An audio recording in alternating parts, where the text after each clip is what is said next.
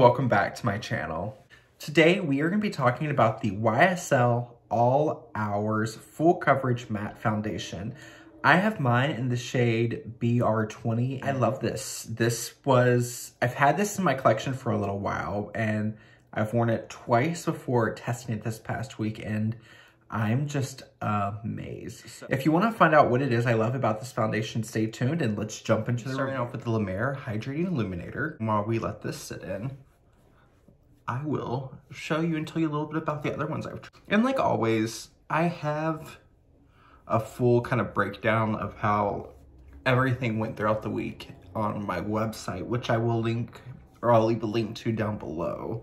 Let's go over some of the primers I've tried this week with this foundation. This one I tried was the Tatcha Silk Canvas. This worked really, really well. Great job smoothing the skin out. Like this did the least for shine control. It's not something it's marketed towards, but it just created a nice smooth looking base and the foundation went on well over it. That is the Tatcha Liquid Silk Canvas. This was really good. I'm surprised that I've had this like little trial size in my collection for a while and I just hadn't tried it. And with this foundation, I was really, really surprised because not only did it smooth the look, it helped kind of keep my oily areas matte a little bit longer.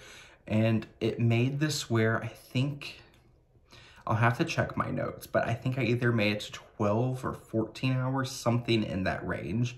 And it still looked perfect. I normally wear it on days when I'm not wearing makeup because I like how it looks over my sunscreen. And that's a trick or something I picked up from Angie from Hot and Flashy. I mean, she's the reason I bought this primer, but it was over the sunscreen, which made me like pull the trigger and buy it. And that is the Beauty Blender Leveler. This paired with the YSL foundation, my skin looked like a smooth, perfected, poreless second skin, and I was just like, wow. My wear time wasn't as long as the Tatcha. Like I did get a little bit oilier quicker with this one. I think it was like between hours 4 and 6. Really, really good. And I could not get over how smooth my skin looked with this. Sorry, I have it upside down because I store it upside down.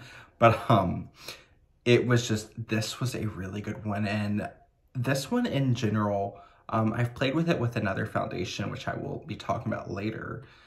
And it's a great one. And I feel like you get a lot of product for such a small amount that you need. So I love this Roche-Posay Rose Gold Skin Mist. Really good, made it a little bit more luminous.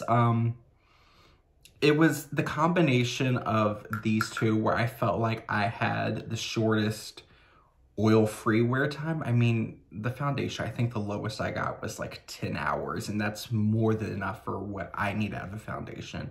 But these gave the most dewy look. So if you want to make this matte foundation a little bit more dewy, you might love this combination. This Charlotte Tilbury Flawless Airbrush Setting Spray. I love this, and I'm using it so sparingly because I'm trying to wait till the next Sephora sale to buy this. Knowing me, I'll run out of it before, then I'll just buy the big size. But this is so good, and I don't know what it does exactly to the formula. As I've looked in the ingredients, there's nothing like stand out, but there's something about this setting spray with everything I've tried it with other than MAC Studio Fix powder. I didn't notice it made a big difference with Studio Fix powder, but this, with anything else I've tried it with, it just makes it look smoother, perfected, and it wears better. I love this setting spray so much. It does have a little bit of a fragrance. If that bothers you, skip it, but it doesn't linger and it works so well. Getting on to the star of our show, the YSL All Hours Full Coverage Matte Foundation. Using this in shade BR20, kind of dotted around. I like this foundation because for a matte foundation, it does dry down, so you do have to work kind of quickly, but you have a little bit of playtime. And whatever I have on my finger, I'll just wipe off on the bottom of my beauty sponge, pick up on the back of my hand, and I'll just start blending out. All the techniques I tried this week for application, it applied really well. I like how the sponge shears down product, but still leaves coverage. Like you can see, like compared up here where I haven't blended out my forehead, it's covering, but it still has this look of a secondary perfected skin. Okay, so there is kind of one pump of the foundation kind of spread all over.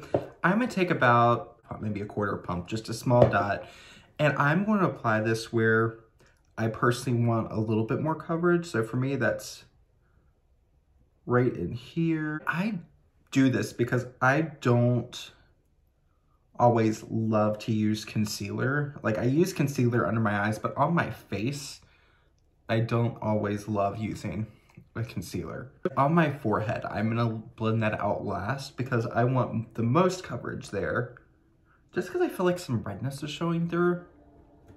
So the longer I let it sit, the longer it's gonna kind of dry and allow me to have a little bit more coverage out of it. But yeah, I really like this. And what I like is, even though it is a matte foundation, it doesn't have like a flat matte look. This foundation on, come in a little closer so you can see, like,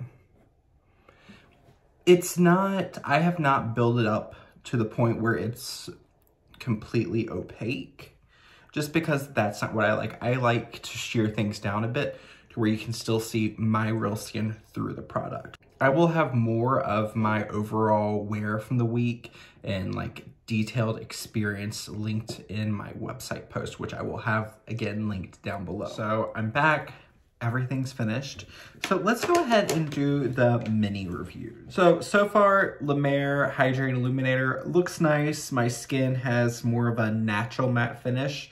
I don't notice any initial like settling or anything like that. So far, it just looks like natural skin that's perfected and slightly mattified. So far so good. Lancome Effacern's Waterproof Concealer. Great concealer. I've had this, not this exact one, but I've used this concealer since I worked at Macy's in the beauty department. So that was like 2011, 2012. Good concealer, medium full coverage, natural finish, looks great, doesn't crease, wears all day long. Love this concealer. I will say it's a little bit harder to find, so if you're looking for it, good luck. Charlotte Tilbury Hollywood Flawless Filter, number 2. Love this. This is my second bottle. Shade number 2 is a great one. For me, I'm more of a fair light with neutral undertones. This does really, really well, and I love it. And I like how it highlights without emphasizing texture. Okay, Natasha Denona Diamond and Blush Palette. Highlight, cream blush, a duo powder glow, powder highlight, powder blush, and a more intense kind of glittery powder highlight. Really nice palette. I like it. The cream highlight feels a little stiff. Cream blush, beautiful, a lot of pigment. The duo glow, you have to like kind of like a pinky purple rose gold kind of glitter to the face, because if you get heavy-handed, this shows up very well, and it's got quite a sparkle to it. Powder highlight's nice kind of champagne, doesn't emphasize texture on its own, really nice. Powder blush, really nice. The diamond powder, you have to like a glitter highlight. Like for me, I don't mind it on video. Will I wear this in my real life? No. If you want it, I don't feel like you need to run out and buy this right now. So if you can, get it. If not, then oh well. Charlotte Tilbury Airbrush Bronzer in Fair. Very interesting. So at first, I did not like this bronzer. I thought it was too light, didn't show up, but now I'm playing with it, and I feel like almost like there was a layer on top that once I got through, the bronzer began working better. Oops, closing. It's nice, and I like that this is refillable. So when I run out of this one, if I want to try the next shade up, I can, but so far I'm really liking this, and it's a good bronzer for my skin. Loose powder. I love this one. I'm finishing this one up. This is, I believe this is the older formula. I haven't tried the new formula. I don't know how different it is. I love this, and I guess when this one runs out, I will try the newer formula. Charlotte Tilbury Magic Powder in number 1. Like, I remember a lot of people hated on this. I love this to buff out. Like, I love my Sicily loose powder to buff out, but I don't know what it is. I might like this better than Sicily, but the Sicily is really good. Like, and this It comes in 3 shades. I really like this. It does have kind of like an earthy rose scent to it. So if you don't mind that, this is a great powder and I really enjoy it. For my lip liner and for my brows, I use the Burberry Effortless Definer in Sepia. Just a basic kind of like angled brow pencil. I have that through my brows and then I lined under my lower lip with it. YSL Water Stain, and I think this is called Rosewood. I got my lips a bit better. It kind of has like a slippery silicone waxy feel to it. I don't mind. It makes the lips look smoother, color last a while. It's a great color. Love it. Reviews is the Charlotte Tilbury setting spray. I love this. I'm gonna buy the full size bottle. Ideally wait till the sale happens, but if not and I run out of this, I will buy this. So love this, and I just like what it does to foundation, and it just makes everything look more like it's part of your skin. Here's some more of the details about this YSL All Hours Full Coverage Matte Foundation. Like I said earlier, mine is in the shade BR20, and I feel like for me, this is a really good skin tone match. This is a pricier foundation, 0.84 fluid ounces for 74 Canadian dollars. So this is a pricey foundation, especially considering you do not get a full ounce like you do with many other foundations, but it's really good. It's very, very good. Like, it wears like a second skin. I can get at least 10 hours, and 10 hours was the day I did not wear a primer with it. All week I rotated between either my La Roche-Posay Anthelios Kids sunscreen or my Coppertone Pure and Simple sunscreen. So one was chemical, one was all mineral. They both have a little bit of a cast. This was perfection under them. I couldn't be happier. This, I do feel like you can make this work if you have more normal to dry skin. However, you're gonna need a very you need to do your groundwork very well, because this is it. I noticed for me around the 13 to 14 hour mark, it does start feeling a little dry, and kind of corner my forehead right through here and corners of my nose, it can look a little dehydrated. Today I did not use a primer, and I felt like through like the fronts of my cheeks, sides of my nose where my pores are naturally larger, it did settle into those areas, but that was only, the settling happened around like the 6 to 8 hour mark.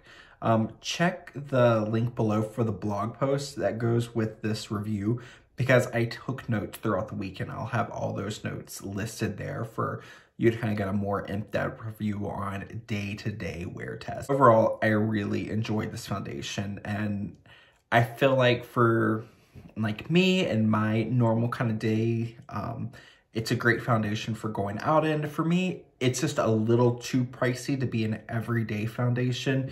So unless you want something that is a medium to full coverage foundation with a kind of natural matte finish as your everyday foundation,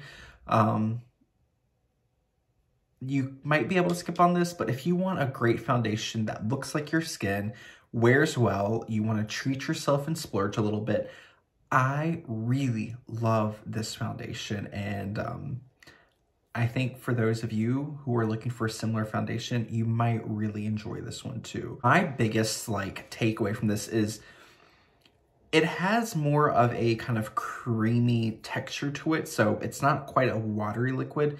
It is more of a kind of creamy liquid, but with that kind of texture, you would expect it to kind of set more on top of the face. For this one though, it's very thin, and I find that once you apply it to the skin, it just looks like real skin. And I cannot be happier. And like I said, if you're wanting something like this, I think you will really, really enjoy it. So I hope this foundation review and those other little mini reviews I threw in there, I hope they were helpful. Check out my playlist of my other foundation reviews. I'm adding a new one every single week. So we're kind of alternating between 1 week high-end, 1 week affordable. So that way there's something for everyone. It's my completely unbiased review on these foundations and kind of tell you who I think they will work best for. So check out that playlist if you want to know more. So that wraps up another Foundation Friday here. If you found this helpful, and enjoyable. I would really appreciate it if you give me a thumbs up and subscribe to my channel so that way you can see more of what I have to come. If you want a more in-depth review of this foundation and kind of more notes on the day-to-day wear, check out the blog post below or go to my website, which is thezackdooley.com. Thank you for spending your time with me today, and I will see you on the next one. Bye.